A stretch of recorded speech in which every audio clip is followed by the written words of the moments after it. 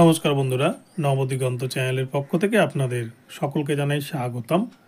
তো বন্ধুরা, এই মুহূর্তে আমি আপনাদেরকে বেশ কিছু গুরুত্বপূর্ণ আপডেট শেয়ার করতে চলেছি কলকাতা হাইকোর্ট এবং সুপ্রিম কোর্টের পক্ষ থেকে 2014 প্রাইমারি টেটের প্যানেল প্রকাশ নিয়ে। তো তবে তার আগে আমি আমার দর্শকদের আজকে সকালের সুপ্রভাত জানিয়ে আমি ভিডিওটি শুরু করছি। তো এখন আমি আপনাদেরকে যে আপডেটটি দিতে চলেছি সেটি হচ্ছে ম্যাট 1594 যে প্রশ্নবুল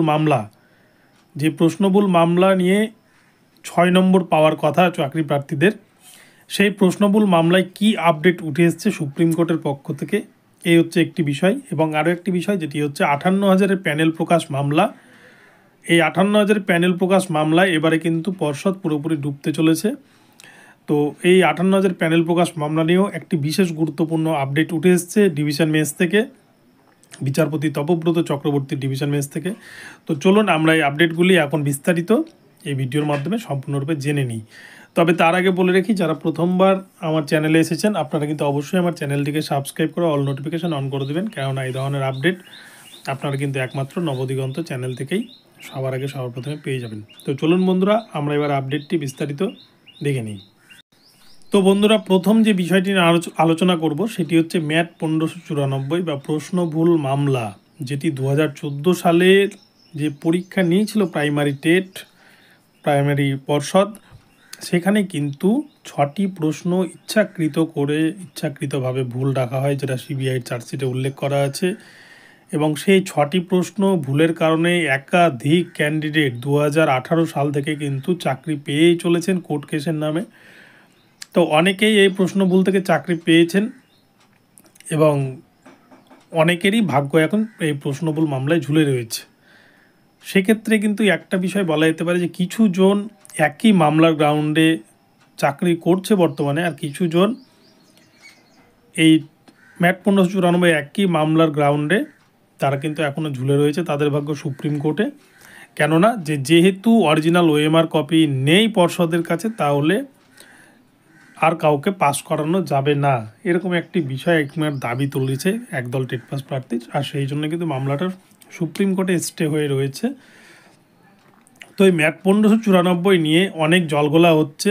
মামলাটি গতকালকে সুপ্রিম কোর্টে ওঠার কথা ছিল, আপনারা জানেন সকলে, কিন্তু মামলাটি শেষ পর্যন্ত গতকালকে সুপ্রিম কোর্টে কিন্তু ওঠেনি। কেন ওঠেনি সেটা কেউ জানে না, কিন্তু মামলাটিকে শেষমেশ এপ্রিলের 9 তারিখ অর্থাৎ 9 এপ্রিল 2024 তারিখে মামলাটিকে লিস্টেড করা হয়েছে। আগামী 9 তারিখে হয়তো মামলাটি উঠবেই এটা বলা মুশকিল, কেননা আপনারা দেখছেন সুপ্রিম কোর্টে বারংবার কিন্তু ডেট চেঞ্জ হচ্ছে। আর এই মামলাটিকে প্রাথমিক শিক্ষা পর্ষদও চাইছে যেন তেন প্রকারেণ যেন ডিলে করানো যায়। যত পর্ষদ ডিলে করতে পারবে তত কিন্তু পর্ষদের লাভ, কেননা পর্ষদও চায় না যে এই ম্যাট 1594 থেকে হিউজ পরিমাণ ক্যান্ডিডেট তার টেট পাস করুক। কেননা ম্যাট 1594 ইতিহাস যদি আপনারা দেখেন, তাহলে কিন্তু কলকাতা হাইকোর্টের সিঙ্গেল বেঞ্চের বিচারপতি অভিজিৎ গঙ্গোপাধ্যায় তিনি নির্দেশ দিয়েছিলেন যে সকলকে 6 নম্বর দিতে হবে। বিচারপতি তালুকদারের ডিভিশন বেঞ্চ তিনিও কিন্তু নির্দেশ দিয়েছিলেন সকলকেই 6 নম্বর দিতে হবে যতজন এই 6টি প্রশ্ন অ্যাটেন্ড করেছেন। অপরপক্ষে বিচারপতি সৌমেন সেনের ডিভিশন বেঞ্চে যখন এই মামলাটি ওঠে, তখনও কিন্তু বিচারপতি সৌমেন সেন নির্দেশ দিলেন 6 নম্বর করে সকল পরীক্ষার্থীকেই দিতে হবে। সেই জন্য পর্ষদ ভালো করেই জানে যে 3টা বেঞ্চ ঘুরে যখন মামলাটি সুপ্রিম কোর্টে গিয়েছে, সুপ্রিম কোর্টেও কিন্তু হয়তো একই রকমই জাজমেন্ট আসতে পারে। আর সেই জন্য পর্ষদ কিন্তু বারংবার এই বিষয়টা নিয়ে ডিলে করেই যাচ্ছে। তো যাই হোক, আগামী 9 তারিখ দেখা যাক যে এই ম্যাট 1594 নিয়ে কী ঘটনা ঘটে। এবারে চলে আসছি তার পরবর্তী বিষয়, যেটি হচ্ছে 58,000 যে প্যানেল প্রকাশ মামলা। আপনারা দেখেছেন বিচারপতি অমৃতা সিনহা ম্যাম রমেশ মালিকের যে মামলা ছিল, সেই মামলার পরিপ্রেক্ষিতে একাধিক অভিযোগ পেয়ে প্রাথমিক শিক্ষা পর্ষদ 2014 প্রাইমারি টেটের ওপর যে দুটি নিয়োগ করেছিল, বেসিক্যালি 2016 সালের ওপর 42,949 এবং 2020 সালের 16,500 রিক্রুটমেন্টের নোটিফিকেশান। তো এই দুটি নিয়োগ মিলে প্রায় 58,000 মতো শিক্ষক নিয়োগ করেছে প্রাইমারি বোর্ড। এবং সেক্ষেত্রে এই যে নিয়োগ হয়েছে, এখানে ভুরি অভিযোগ প্যানেল প্রকাশ থেকে আরম্ভ করে ওয়েটিং লিস্ট থেকে আরম্ভ করে প্যানেলে অস্বচ্ছতা, যারা টেট পাস করেনি তারা চাকরি পেয়েছে, কোথাও শূন্য পদের থেকে অতিরিক্ত ভ্যাকান্সিতে নিয়োগ করা হয়েছে বেআইনিভাবে, অনেক জায়গায় শূন্য পদ থেকে গিয়েছে সেখানে নিয়োগ করা হয়নি। এরকম একাধিক গুরুতর অভিযোগ পেয়ে বিচারপতি অমৃতা সিনহা ম্যাম তিনি কিন্তু প্যানেল প্রকাশের অর্ডার দেন। তিনি দেখতে চাইছিলেন যে প্যানেল প্রকাশ করলে প্রাইমারি বোর্ড কীভাবে প্যানেলটাকে তৈরি করেছিল সেই সময় রিক্রুটমেন্টে সঠিক নিয়মে সংবিধানের যে রুলস সেই 5/8 রুলস মোতাবেক তৈরি করেছিল কিনা এই বিষয়টি তিনি দেখতে চাইছিলেন।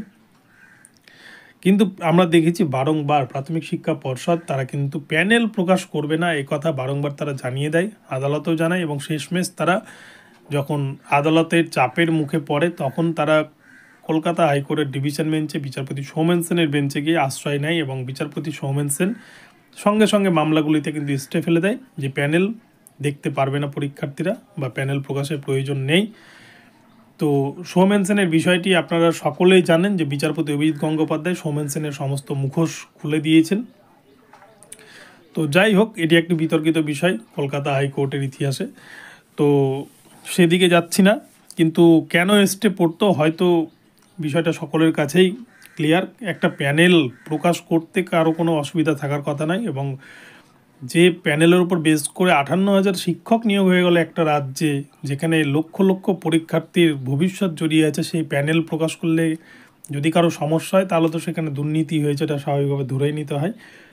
তো যাই হোক, তো এই মামলা 58,000-এর মামলা কিন্তু নতুনভাবে ডিভিশন বেঞ্চে বিচারপতি তপব্রত চক্রবর্তীর বেঞ্চে উঠতে চলেছে আগামী 18 তারিখ মামলাটি লিস্টেড রয়েছে। 18 তারিখেই হয়তো এই মামলার কিন্তু রফা দফা হয়ে যেতে পারে, এবং বিচারপতি তপব্রত চক্রবর্তী যদি বিচারপতি সৌমেন সেন যে স্টে অর্ডার দিয়েছিলেন সেই স্টে অর্ডার তুলে নেয় তাহলেই কিন্তু প্রাইমারি বোর্ড সম্পূর্ণরূপে ফেঁসে যাবে। আর বোর্ডকে কিন্তু 58,000-এর প্যানেল পাবলিশ করতেই হবে। সেক্ষেত্রে যদি একাধিক জালিয়াতি বা দুর্নীতির অভিযোগ ওঠে তাহলে কিন্তু আপনারা দেখছেন যে কলকাতা হাইকোর্টের ডিভিশন বেঞ্চে বিচারপতি দেবাংশু বসাক ঠিক যেভাবে রিপ্যানেলের নির্দেশ দিচ্ছেন, এখানেও কিন্তু সেই ঘটনাই হয়তো ঘটতে পারে, যেহেতু বিচারপতি অভিজিৎ গঙ্গোপাধ্যায় 32,000-এর নন টেন্ডার প্যানেলকে রিপ্যানেলের অর্ডার অলরেডি দিয়ে রেখেছেন, যেটি কিন্তু বিচারপতি তপব্রত চক্রবর্তীর বেঞ্চে 32,000 নন টেন্ড মামলাও রয়েছে বর্তমানে। তো এই 58,000 প্যানেল প্রকাশ মামলা আগামী 18 তারিখে কিন্তু একটা ভয়ঙ্কর খেলা হতে চলেছে কলকাতা হাইকোর্টে। আমরা তার জন্য অপেক্ষা করব যে ঠিক কী রায় দেন বিচারপতি তপব্রত চক্রবর্তী। তার দিকেই কিন্তু তাকিয়ে রয়েছে পশ্চিমবঙ্গের যত 2014 টেট পাস বঞ্চিত ক্যান্ডিডেটরা, যারা 42,000-এর ইন্টারভিউ ভালো দিয়েও চাকরি পাননি। তো আপনাদের জন্য হয়তো সুদিন আসছে, আপনারা একটু অপেক্ষা করুন। 18 তারিখে কিন্তু অনেকটা কিছুই হয়তো আপনারা দেখতে পাবেন। তো বন্ধুরা, এই দুটি আপডেট আপনাদেরকে আমি শেয়ার করলাম এখন। তো আপনাদের আপডেটটি কেমন লাগলো অবশ্যই কমেন্ট বক্সে জানাবেন। ভিডিওটি ভালো লাগলে চ্যানেলটিকে সাবস্ক্রাইব করে দেবেন, আর প্রতি মুহূর্তে নতুন নতুন আপডেট পেতে অবশ্যই কিন্তু চ্যানেলটিকে ফলো করতে থাকুন। ধন্যবাদ। নতুন আপডেট নিয়ে আবার আসছি আপনাদের জন্য, তো আপনারা প্রতি মুহূর্তে চ্যানেলে নজর রাখতে থাকুন।